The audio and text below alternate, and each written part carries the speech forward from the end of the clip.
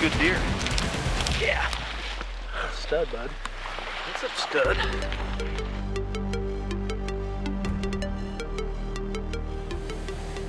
Alright, we're gonna go check some trail cams. I got one down here in the hole.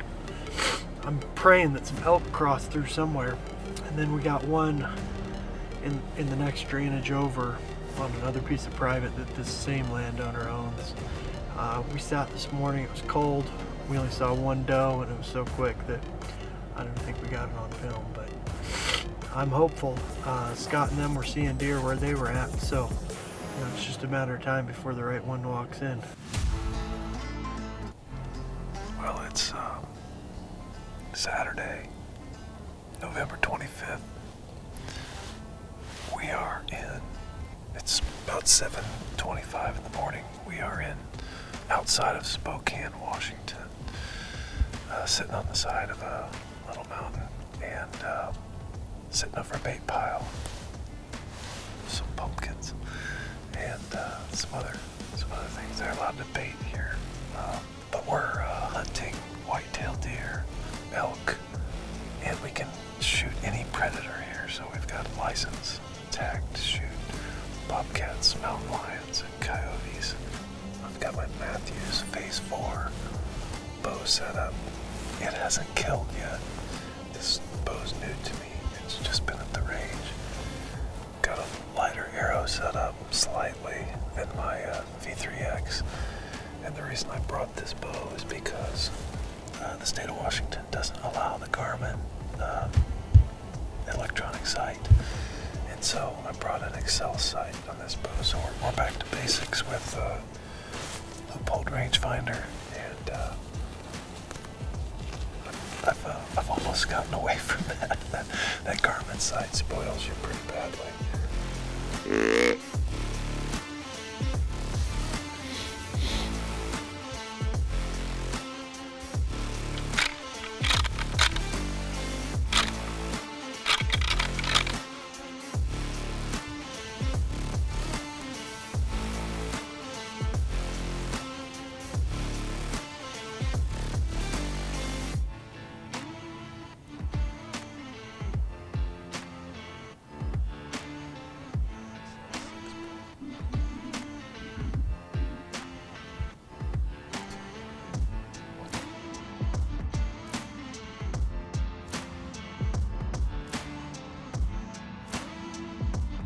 Well, we have had a little bit of activity this morning.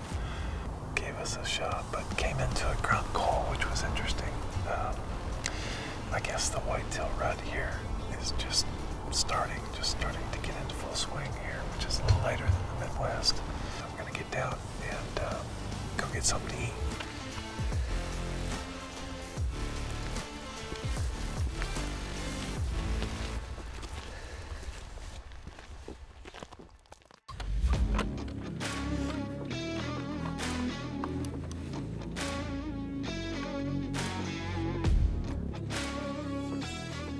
Yeah, decent buck. 10:20 last night.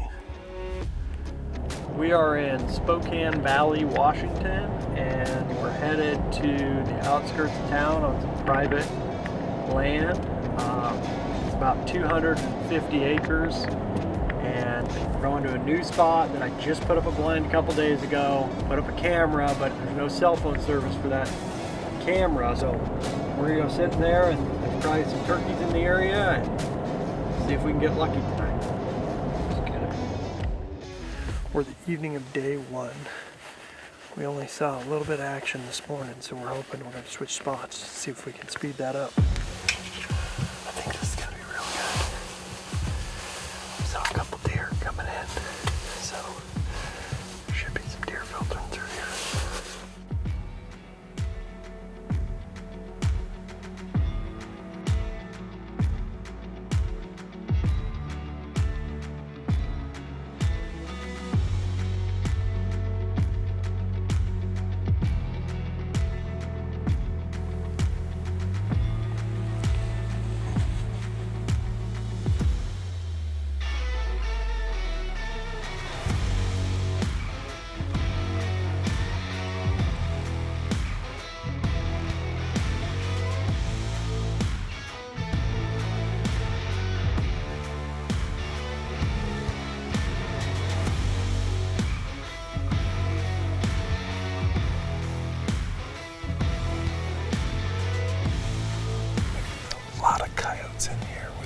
place is thick with coyotes, and they're moving, just darting back and forth. We haven't gotten a shot at one, but it can't be good for the deer hunting, right?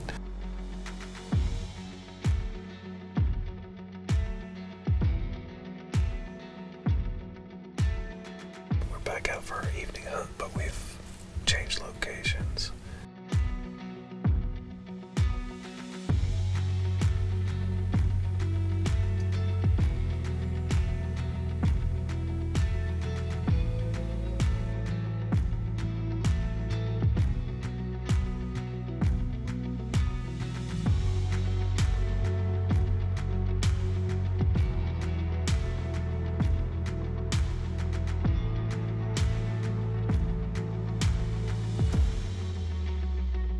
Well, this is the end of the morning for day 3.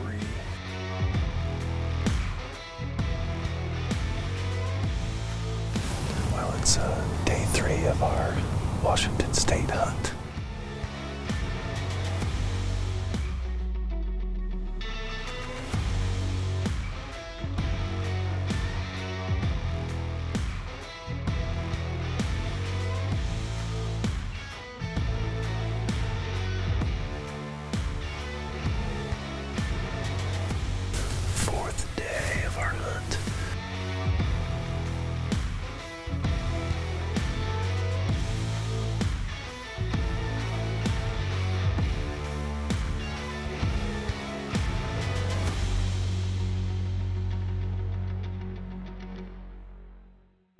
Hi, my name's Nick Jefferies. I'm 38 years old. I'm from Spokane, Washington. I'm married to my wife of 17 years, Rochelle, and we have 2 children, London and Nixon. I am a Marine Corps veteran. I served in the Marines from 2003 to 2007, where I was an infantryman. I joined in during a time of war knowingly. Pressed me into combat pretty quickly. Post-Marine Corps, I had a lot of PTSD issues, and one of those things that I did to cope was building antler lights when I wasn't out in the woods. There was an inquiry on my Instagram from a gentleman out of Indiana inquiring about a light and talking that he was a Marine. That's the day that I met Scott Baldwin.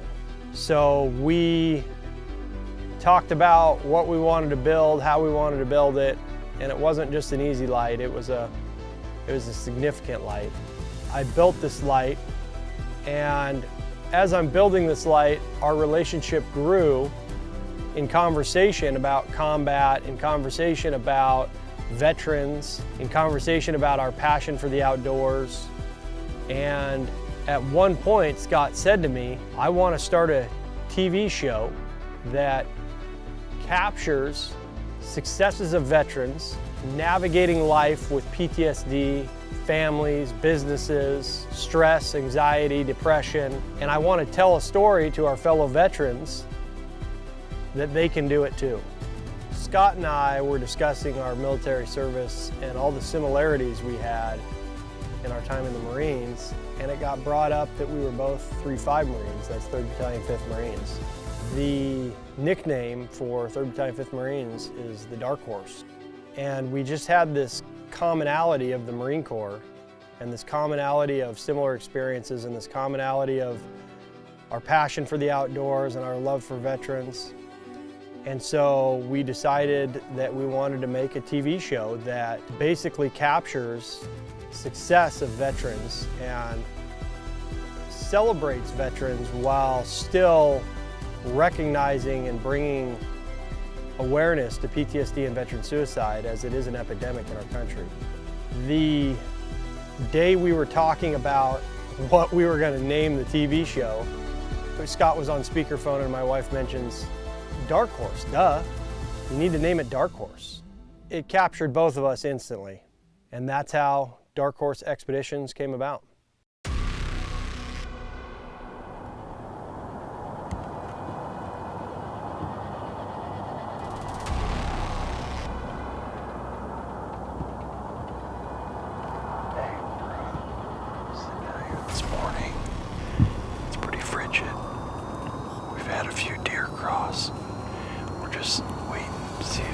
else comes through where we can get a shot.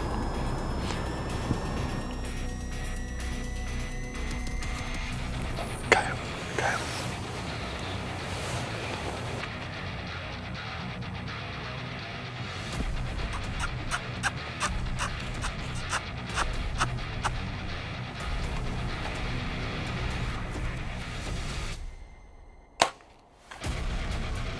We're gonna go see if we can find this coyote.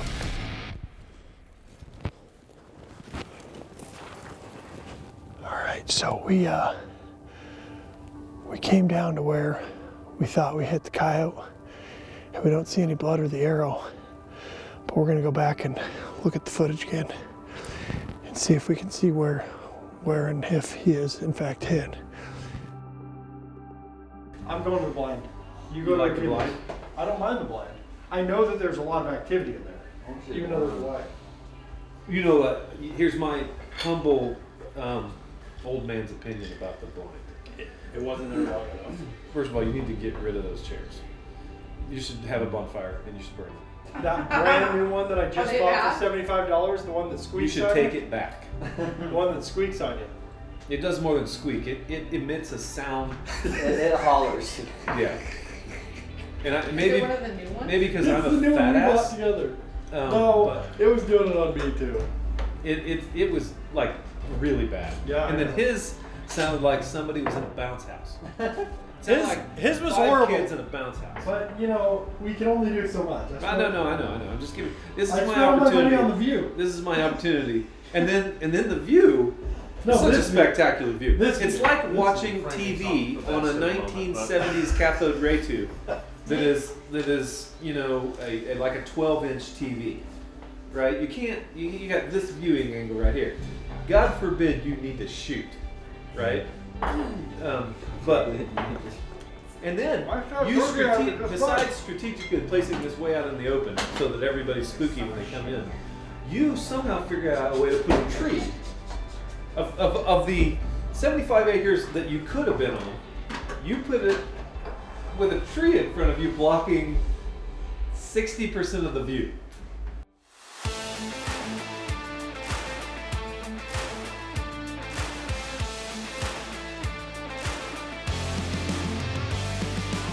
We're gonna go predator hunt. We're sick of small deer, no deer, lack of deer, and seeing more predators than we do deer. So we're gonna go predator hunt. We're in Mount Spokane on some inland paper property that you gotta get a permit for, that we got permits. And we're gonna go up there and see what happens.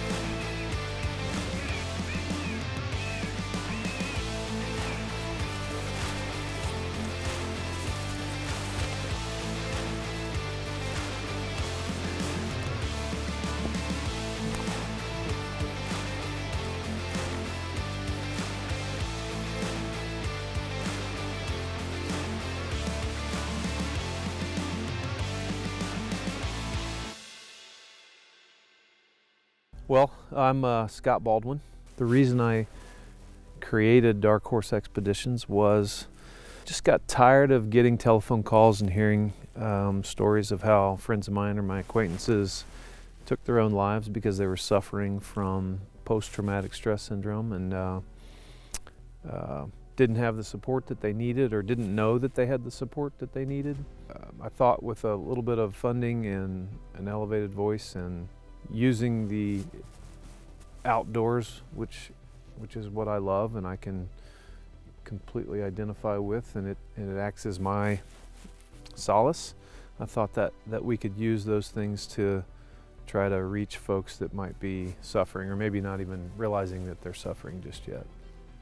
I met Nick through Instagram, and Nick builds custom antler chandeliers, and he popped up in my feed, probably because my feed is nothing but outdoor stuff And antlers. and antlers, horns and antlers in my feed. And Nick called me back right away, and we hit it off and found out we were in the same Marine Corps unit, 3rd Battalion, 5th Marines.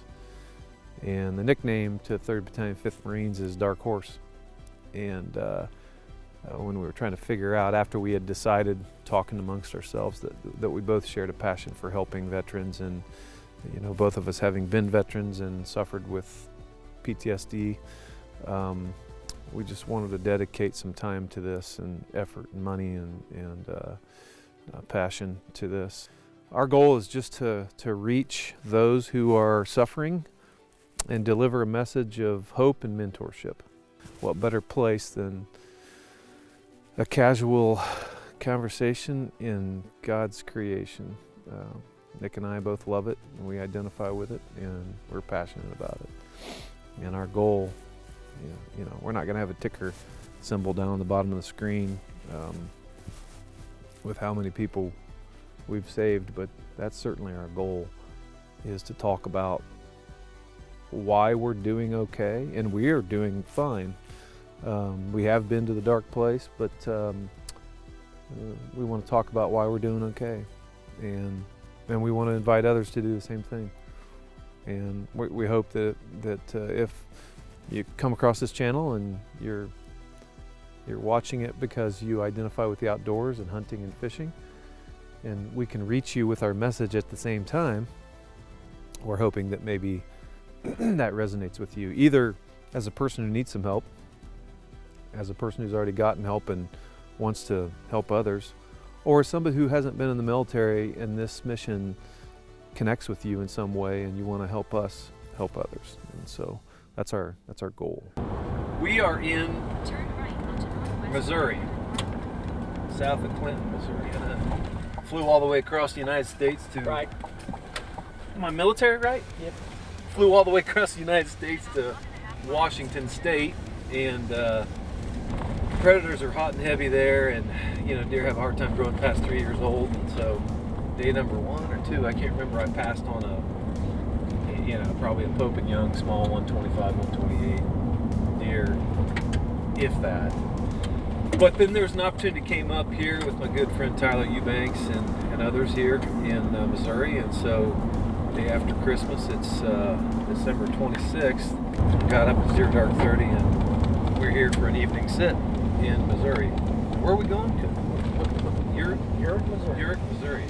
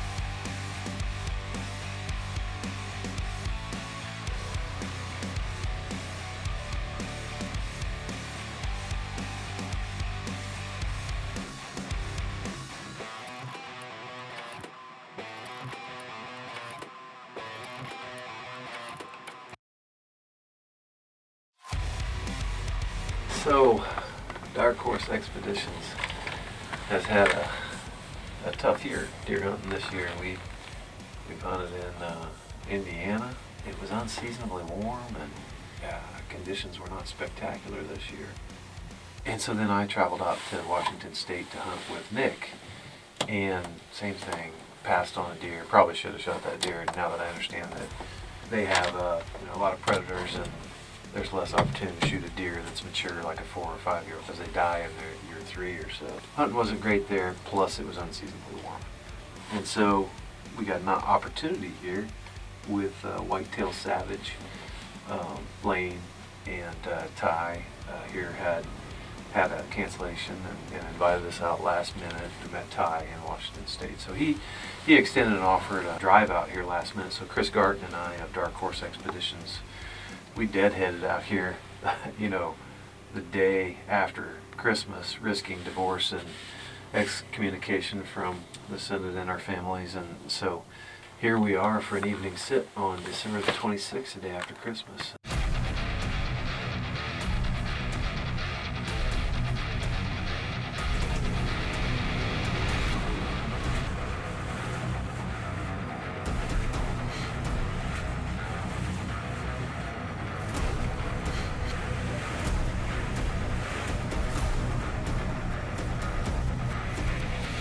That deer's got some time, like. Yeah, he's got some time in it. Tall and skinny, he ain't but like 13 inches wide, but twos are good. He said there's another buck behind him. I seen antlers, but I kind of disappeared back in the brush. He's wider. I'm really hoping that deer will turn now that the other one's here. Longer beams. I'm gonna have a conversation with it.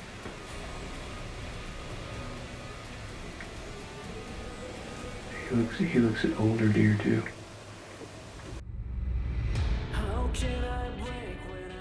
Temperature dropping. We got cloud cover. We got snow starting to fall. We got a snowstorm about to happen. It's pretty exciting.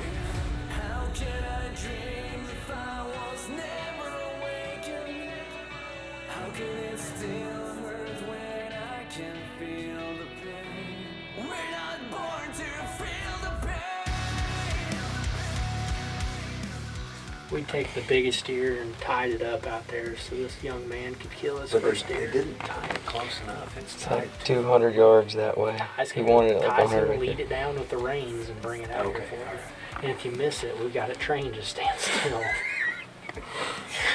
Okay.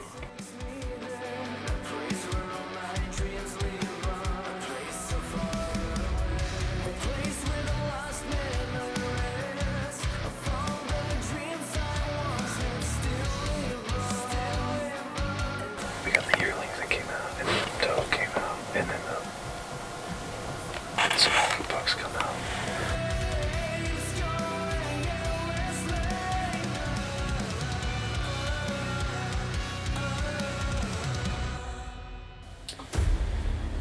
Yeah, so we got a deer I think we're gonna try to make a play on. We've got about 30 deer in the field right now, about 9 or 10 bucks. Like I mentioned earlier, probably a 5.5-year-old 140 10-pointer feeding. We've got a really nice, what we think is a 5.5-year-old deer that just hit the food plot. We're gonna go ahead and try to make a play on this deer right now. Great deer. Right behind him, head down. Yeah. The deer we want to shoot, head down, up to the right. The one that we're wanting to shoot is in front of all of them, with his head to the left. So the deer to the right facing him. Yes.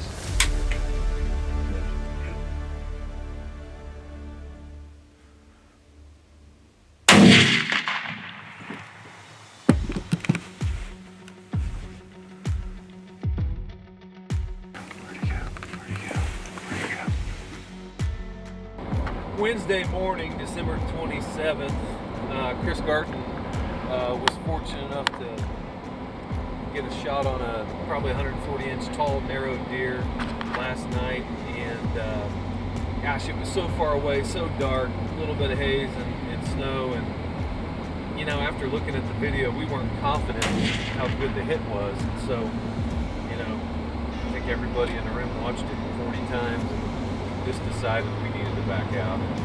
stay out and come back this morning. So we're gonna do our best to recover the deer this morning, and then I'm gonna go back out and sit in the same spot we were at last night. So here we are back in western Missouri. Gave us some time to expire. We're gonna go ahead and start the track now and see if we can't turn it up and see what we find.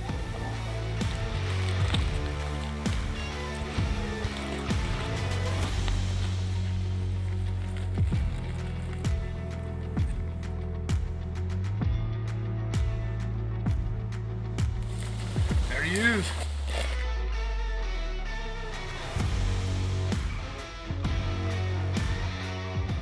Well, here we are, western Missouri. Came out here with my good friend Scott Baldwin on a late muzzleloader season hunt.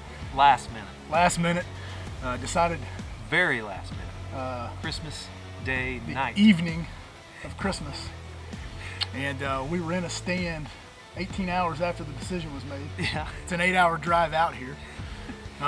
We love to hunt, man, and so here we are. Ate up with it. So we shot this deer earlier, gave it a little bit of time to expire, and came back, and it was piled up here in a big brush thicket.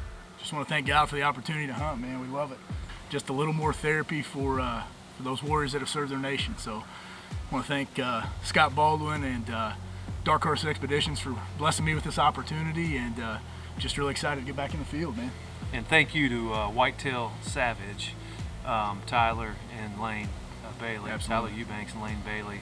These guys are spectacular. I mean, they've got it set up for us. Everything from, all the work and preparation that goes into setting the stands and the food plots, and making sure that the cabin and the food and the accommodations are great.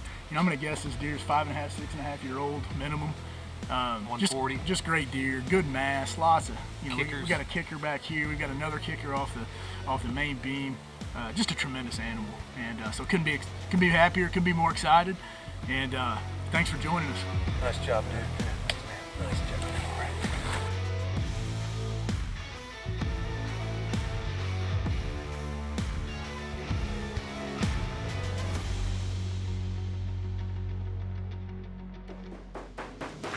We're going to go in the same blind we were in last night.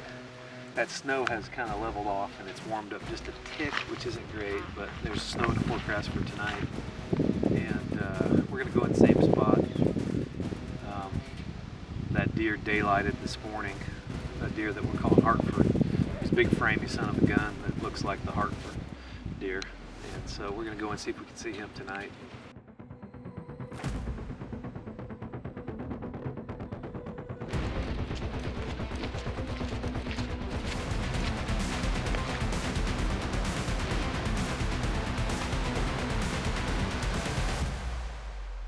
Lane decided to kill a stink bug in the blind. Well, which was smart. First off, how's there a stink bug in here when it's 30 degrees Well, it was out? attached to you, so you tell us. We don't. You decided to kill it inside a 6-foot by 6-foot rhino blind. They don't stink or that bad. redneck blind. These redneck blinds are nice, but we're in the blind, and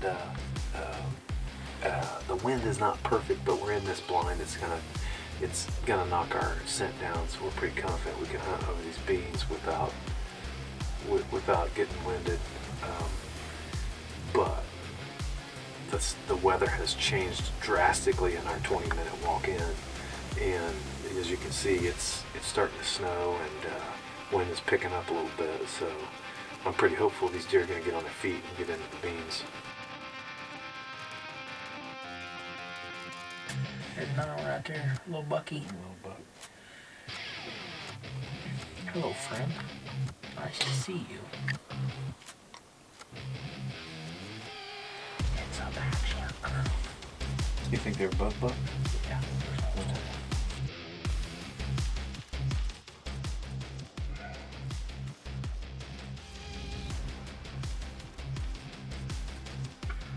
Hell of a deer. That's a pretty deer.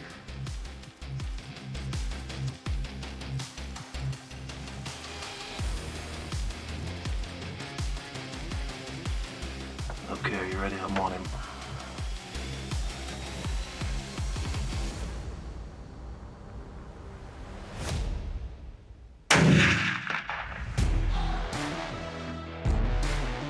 What'd you have? I lost 30% of my hearing.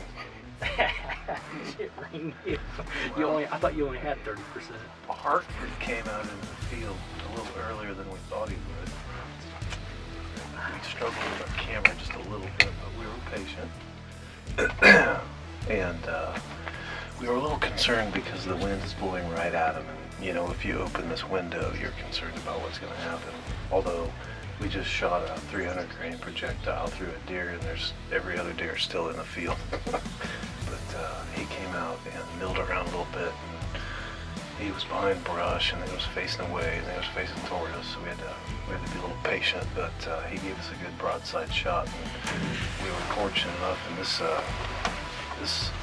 custom arrowhead sitting on top of Thompson Center Encore frame. It sang the tune, and I believe that deer is dead right there. We're going to give him a second. We're going to go out and inspect him, but pretty happy. I think that's the biggest deer I've ever killed.